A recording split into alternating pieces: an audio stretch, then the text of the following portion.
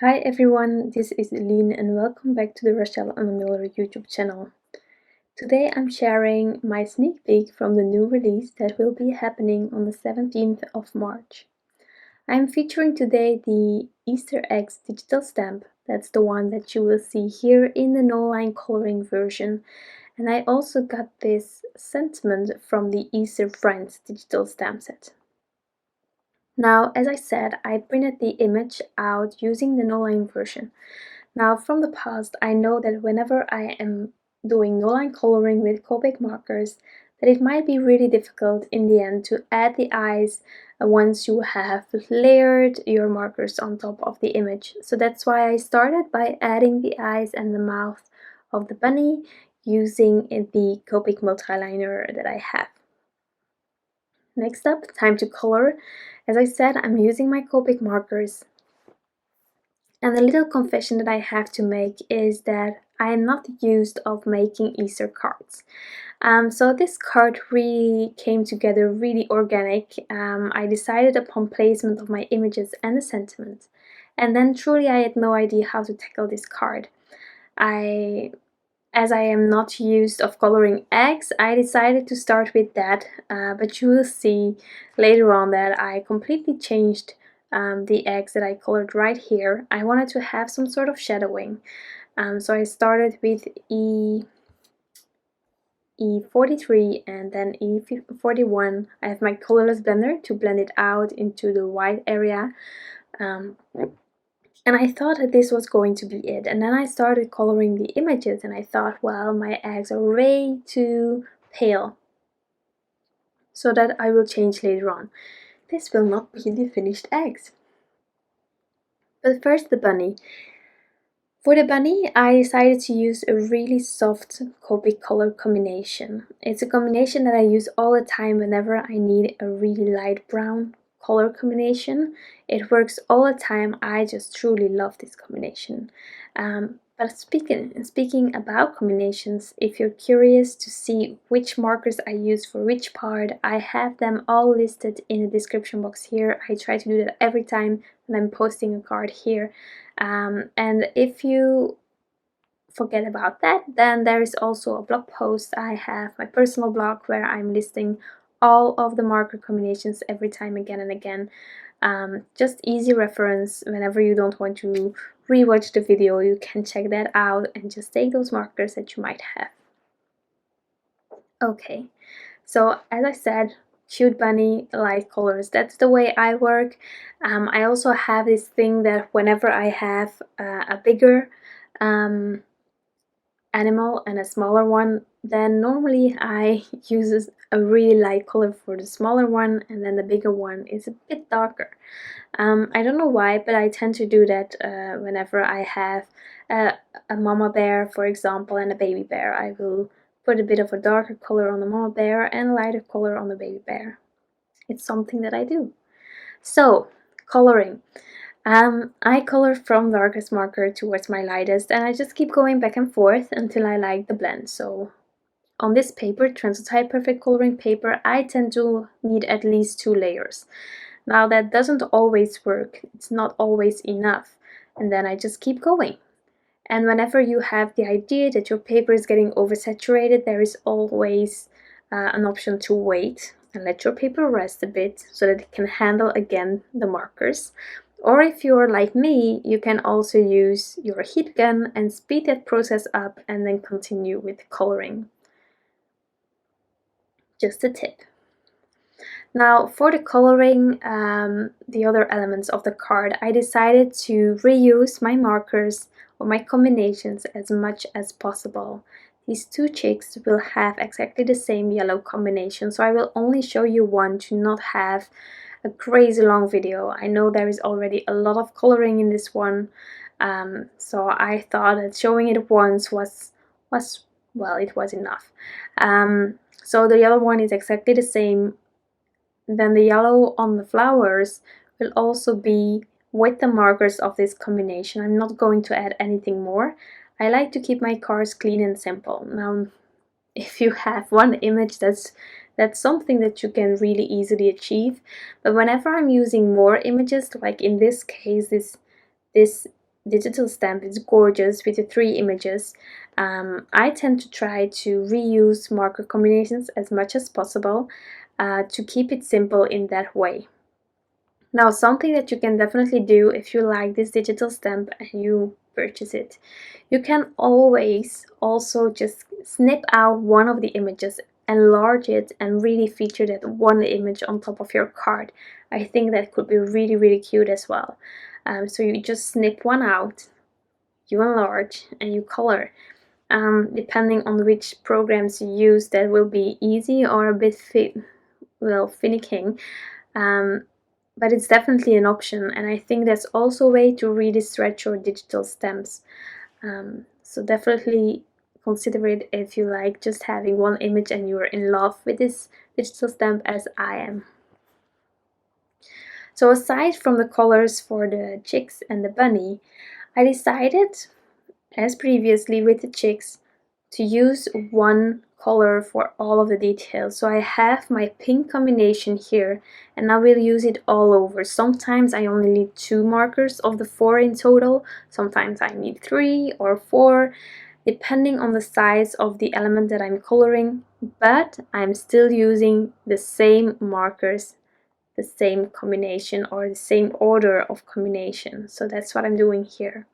Now, as I said in the beginning, the eggs weren't, well, it just wasn't working. So here I'm just coloring over the original combination that I had. Since my marker combination here is darker than the other one, I'm not worried even about getting rid of the colors first. Another thing, these circles on top of the egg, as you can see, I went inside of them, but no worries, I have a colorless blender, so I can push that color back out and have those circles just white. Now, I didn't want to have them completely stark white, so I just, after using the colorless blender, I went in there again with my E41 to just shade it a bit more, so that everything would still be cohesive. Now, as I did that, and I will still postpone a bit, I wasn't sure anymore about the left egg. Why? Because just now it sort of seemed out of balance, but I wasn't sure, so I just, whenever I'm unsure, I try to focus first on other elements of my card and then return back to the element that is bothering me. So that's what I did. I continued on the flowers using again same markers, same pink markers as previously. Just depending on the size of the flower, I'm using 2, 1, 3 markers of my combination. And I also wanted those flowers to have different colors, so I'm not using the 2 same markers on all of the flowers. I'm just switching between the options that I have and working my way that way through the card.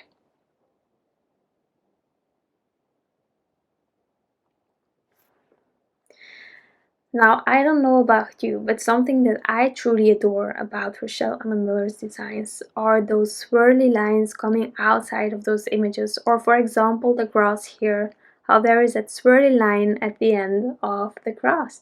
I just love it. It's cute, it's fun, it's playful, and it's something that has drawn me to Rachelle Anne Miller's illustrations from the get-go. I just loved it immediately, and you can recognize Rachelle Anne Miller from far. If you see it on Instagram and you have no idea who created it, these elements truly make it Rachelle Anne Miller, and I love her for that. Now, to get it back, since I have the no-line coloring version, something that I tend to do whenever I'm using Copic markers to color my images. We all know that the tip of a Copic marker is way thicker than the fine swirly lines that Rachelle Anne Miller intended on her images. Something that works for me is then to grab my colored pencils and to search a color that will work around the area that I need to add it. So that's what I will do later on as well, and I have those colored pencils that I used in between brackets in the combinations listed below. Just easy for reference again.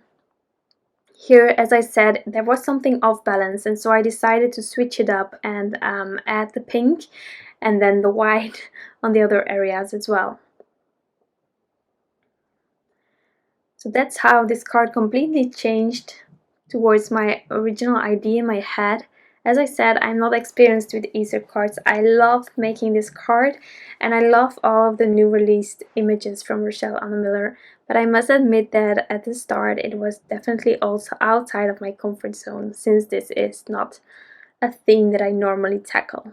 But she's convincing me more and more, Rachelle Anne Miller. If she keeps coming with these digital stamps, I will be hooked forever, and I will have an Easter card problem like I also always have a Christmas card problem. I'm always lacking Christmas cards, so if I now need to tackle another theme, I'm sure that I will be in big trouble. But just having said that, it was really a joy to create this card, and also a search at the same time. So I'm on to the final details concerning my Copic markers before using the colored pencils. Now the beauty about colored pencils is whenever you sharpen them, they have a really fine tip, and so you can really go into the details that you need to go into. Another thing that you can do with colored pencils is help define the images that you colored with the Copic markers.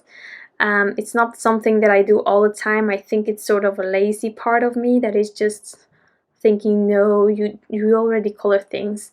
But it's definitely something that can help your images, and I already did it a few times, but I decided to not go into that today, since there are quite a lot of elements on this card, since this image has 3 cuties inside of it.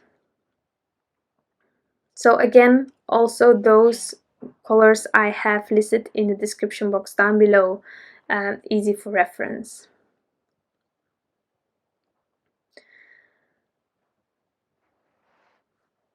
So for the grass and all those things, I decided to use the same purple kind of color. I have nothing green, and maybe it's a bit strange to add purple or pinkish colors to grass, but since I didn't have any greens, I think I have some sort of an excuse to not incorporate that color into my card. And as you can see, I'm always trying to find the color where the swirly line is parting from. So if it's coming from the chick, then I will use the yellow. If it's coming from the bunny, I have searched for brown, and so on and so on. So that's what I did, really simple. And whenever I needed to fix something, I have of course my eraser. I must admit it's not that easy to get rid of colored pencils completely, but the boo-boos were really small. So next up, I die cut a frame out of my favorite pattern paper from my favorite things, the Petite Gingham pattern paper. And so I did that. I also cut out the frame out of some white paper to just double up my frame here, and then I trimmed down my panel to fit behind the frame as well. Just using some liquid glue, and then I am adding this frame on top of my color panel. So once I did that, I could adhere the panel on top of my card base, and then it was time to figure out whether I wanted to add some embellishments or not. And I ended up adding some embellishments, of course. I added some blossom hearts droplets from Little Things from Lucy's cards. I thought it was perfect with the pink from the frame, with the pink that I used in the images. And I just scattered a few around. I played a bit with placement, but once I was happy, I could adhere everything using some liquid glue. I also ended up adding a heart in the O of Hoppy, because it is a fun element and it fits perfectly. So I did that. And then if you want to, you can add more. You can add glossy accents. You definitely can, or glitter, anything like that. But I thought it was just enough with the hearts here. So that is going to finish off my card. A really simple, cute Easter card using the newly released, or going to be newly released, Easter eggs digital stamp from Rachelle Anne Miller. Again, the release is on the 17th of March, so it's almost there. I hope that you will check it out. Definitely check out Instagram and all other social media to see all the inspiration from the incredible design team as well. Thank you so much for stopping by and taking the time to watch this video. I hope you enjoyed it, and I wish you all an incredible day, and I'll be back soon with some new inspiration. Bye!